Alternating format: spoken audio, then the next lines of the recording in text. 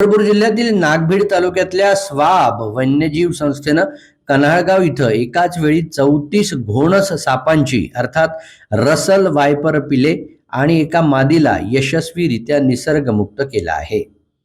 या रेस्क्यूमध्ये 2 पिलं 2 तोंड असलेली आढळली आहेत, अशी नोंद पहिल्यांदाच झाली आहे. कन्हाळगाव इथल्या अब्दुल शेख यांच्या घराशेजारच्या लाकडाच्या ढिगाऱ्यात घोणस मादी आणि 34 पिलं आढळून आली होती. स्वाब वन्यजीव संस्थेच्या टीमनं या सापांना सुरक्षितपणे बाहेर काढलं. दुर्दैवानं 2 तोंड असलेली ही 2 पिलं अत्यंत अशक्त असल्यानं त्यांना वाचवता आलं नाही. या रेस्क्यू मोहिमेत घोणस व्यतिरिक्त नाग, मण्यार, धामण यासारख्या अनेक सापांना पकडून वन विभागाच्या उपस्थितीत सुरक्षितरित्या नैसर्गिक अधिवासात मुक्त करण्यात आलं. या 2 घोणस सापाच्या पिल्लांना सुरळीत रेस्क्यू तर केले, मात्र हे पर्यावरणामध्ये सर्वाईव्ह करू शकले नाही. आणि मी जेव्हा यांना रेस्क्यू करून घरी आणला तेव्हा त्यांची परिस्थिती खालावलेली होती.